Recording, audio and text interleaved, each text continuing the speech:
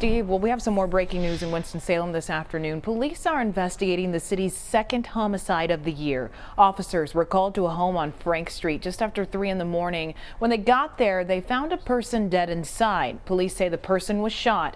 Investigators are working to contact the victim's family before releasing a name. Police do not have any suspects in this. And also breaking this afternoon, a lot of Verizon customers in North Carolina are without phone service. According to a map on downdetector.com, the outage is affecting the Triad, Raleigh, and Charlotte. It's not known what's causing this problem. We're told Verizon is working on that issue. All right, let's get a check of your afternoon forecast now. A live look from our Boone weather camera. Some parts of the mountains are seeing some snow this afternoon. Meteorologist Dave Aiken joins us now. Dave, just a cold rain in the Piedmont Triad, though. Yeah, that's what we're expecting, Bria. You're right about that. And not only in the mountains, but in the foothills, too. They've seen a few snowflakes fly across the region. Temperatures right now, not too bad out there. 40 in Greensboro, 39 Winston-Salem, 40 in Lexington, and 45 in Burlington. So the further east and south you go, the more you'll see in some warmer temperatures. Still 36 North Wilkesboro, but still just enough to get some flakes to fly there. 31 West Jefferson and 33 at Boone at this hour. Here's a satellite radar imagery together, and you can see the clouds that have been in place. The front edge of this, it's moving off to the northeast, actually has not quite reached the ground yet, but it is starting to back into Statesville area, back again over to areas of Wilkes County and back up into the mountains and even down into areas of Cleveland County, Shelby area. They've started to see a little activity come in. Here are the showers that are coming along now, and they continue. I take the cloud cover off of there so it's a little easier to see, but you can see some of the light showers that might be starting in the Forsyth County area and Winston-Salem and down in towards Davidson County. Most of this, if you're into areas of western Yadkin or western Davie County, you might see a flake or two mixing with the rain once it starts across that area, but don't expect anything big other than that. North Wilkesboro has picked up some pretty good shower activity this afternoon, though, at least as far as some snow showers. All that will change to rain. You can see more rains down to our south. We'll work with that as we go on in through this afternoon into the early part of the evening hours. Then as we get on into this weekend, chilly, a wet afternoon and night. Transition day tomorrow, milder with a shower risk, and then Sunday will be dry and warmer. Will be back up into the 50s on Sunday. Dave, thank you. Happening now, High Point police are searching for a suspect who tried to steal a man's car. Officers were called to Samet Drive just after 6 in the morning. When they got there, the man told them he'd stepped out on his breezeway when the suspect jumped out and pointed a gun at him. The man says the suspect demanded he hand over his car keys, but he ran away without getting anything. In Burlington, detectives are working to figure out who shot and killed a 16-year-old. This happened on Holt Street last night. Officers say they found the teen and another man, 21-year-old Torrance Day, both with gunshot wounds. Investigators say the teen died at the scene. Day was treated and released from Moses Cone Hospital.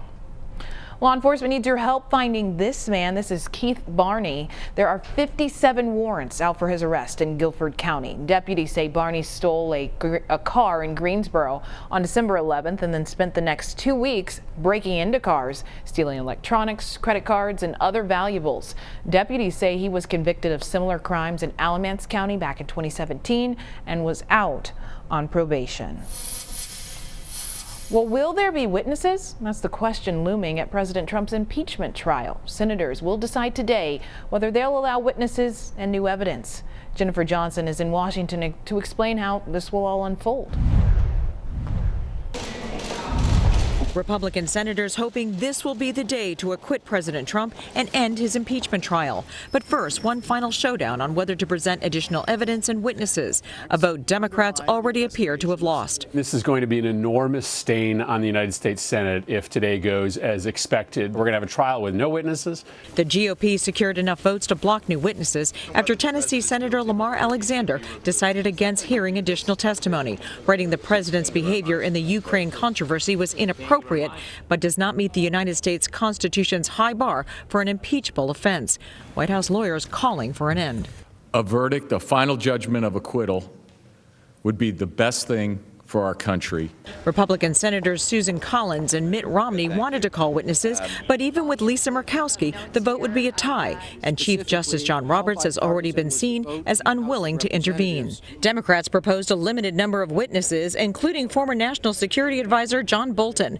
According to the New York Times, sources say his forthcoming book alleges the president tied aid to Ukraine to an investigation of the Bidens. This can be done very quickly. This could be done, I think, effectively. President Trump in Iowa last night predicting his re-election. We will make sure that they face another crushing defeat, right? But first, the president faces his day of judgment in the U.S. Senate. Jennifer Johnson, WXII 12 News. Jennifer, thank you. You can watch the debate and witnesses and documents as well right here on WXII 12. NBC News will have a special report that starts at 1 o'clock this afternoon. Lester Holt will lead that coverage. In Commitment 2020, another Democratic presidential candidate has dropped out of the race. John Delaney announced this morning that he would be withdrawing from the 2020 contest. In a statement from his campaign, they say he doesn't want the support for his campaign to make it harder for other candidates to be viable at the Iowa caucuses. Delaney said in a statement, quote, "I leave this race with a profound sense of gratitude to the voters who shared with me their hopes and concerns for our magnificent country," end quote. This leaves 11 major candidates still applying for that Democratic nomination. Well, a Raleigh police officer shot and killed a man. This happened Thursday night. Raleigh police got a call about a man who had a gun and was acting strange. When officers got there, they say Keith Collins pulled out a gun. The officer shot him multiple times, killing him. Officials did not name that officer, and this afternoon, an officer is on administrative duty. So far, no charges have been filed against a High Point man police say shot a painter when he knocked on an apartment door. He was shot at the Chatham Wood apartment complex in High Point yesterday. Investigators say he's an independent contractor for that apartment complex, and right now police are working to figure out exactly what led up to that shooting.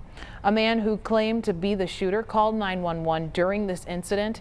He was questioned by police but has since been released. The painter is currently on a breathing machine at Wake Forest Baptist Medical Center. The Virginia Department of Health is investigating a possible case of the coronavirus. We're told the patient is in Northern Virginia. Officials are also conducting testing on 2 other possible cases in patients in that same area. Coronavirus has sickened thousands of people, mostly in China, and it's killed more than 200. Well, the State Department has announced a highest level warning not to travel to China due to that coronavirus outbreak. Officials have declared a global emergency and warned that the virus could spread further. We get more now from Molly Hunter. There's a lot of big news on the virus this morning, spreading so fast.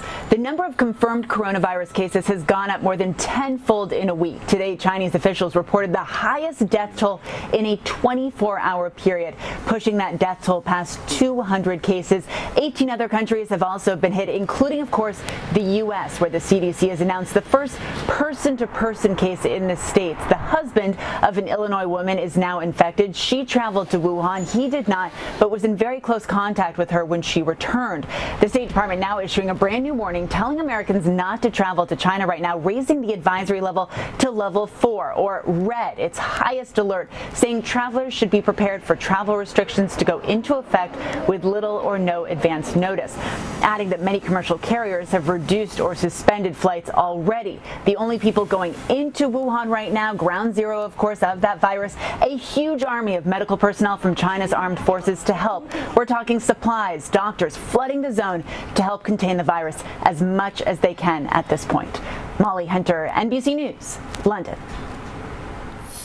Well, new at noon, Greensboro has a new police chief. Brian James was sworn in this morning during a ceremony at the Carolina Theater. Law enforcement leaders and city officials from across the Piedmont Triad were all there to see it. James is a Greensboro native, graduated from Page High School and North Carolina A&T State University. He joined the police department in 1996. Chief James says he wants to connect to the community.